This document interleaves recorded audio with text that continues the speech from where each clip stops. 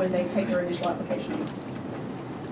Because it's just very important that we're fair on the front end at this minimum application component, so that, you know, if there are hundreds of applications, you know, to make sure everybody has the opportunity to have a facility if they choose.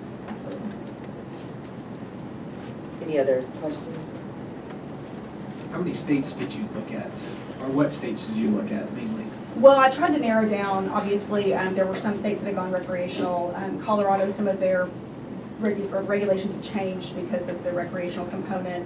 I looked at Illinois. That was one where they have a pretty highly regulated system. New York, Hawaii, those were the big. Connecticut, obviously, they have some, their bond requirements are a little bit different. They're a little more stringent. So it was kind of it was a broad spectrum survey, but trying to focus on the states that had medical marijuana or had it for a while. Obviously, Maryland and some of those other states haven't really gone full swing into their medical marijuana yet, so I didn't want to rely on any of the ones that haven't actually gotten off the ground. Very good, thank you. Thanks. Thank you. Any other questions? So thank you so much for providing us that information. So as we go into section 9, the first thing is, in addition to documentation establishing minimum qualifications, the applicant shall submit responses to the Commission's merit criteria in a form and in manner prescribed by the Commission. Criterion should be published with the initial notice of open application. And so that's why we wanted to get some information on how best to do that. So seeing those, I guess, rubrics will be very helpful from the other states. The Commission shall consider the following criteria based on the merit to evaluate applications verified pursuant to Section 8.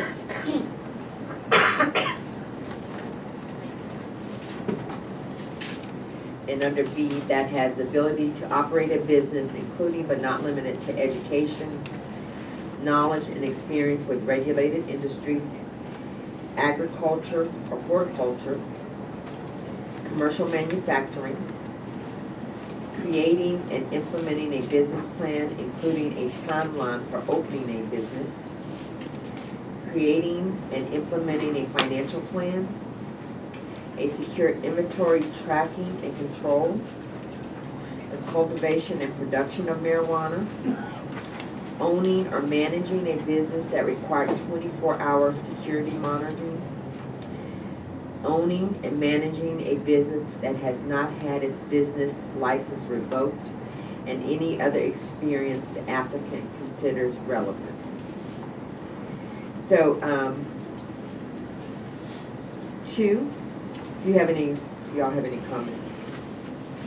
Well, That's a large section, so. it's a large section. I think there's a lot of details that honestly I mean, there's a lot that we can look at that within this section. Because B1, I think, is a place where we really, at some point, and it may be the point where we don't take action on that today, but we look at the rubrics from the other states, because I think that's an important thing. Right. Just because we're going to need to flesh this out a little bit, what we're potentially looking for, and also what kind of weights we're going to give these things. And I think that's something that maybe we can talk about today is, are we going to provide a score for everybody? You know, here's kind of the minimum and maximum on these things, or is it going to be all subjective based? In other words, are we going to do an actual rubric where we say, you know, if you've been in regulated industries, it's between 1 and 10 points, or are we just going to take all those into consideration and we all just decide how to do it? I think each one should be considered individually in school. I would tend to agree with that. Yeah, I would agree with that. One thing on here that I don't, because this is medical marijuana, you know, I would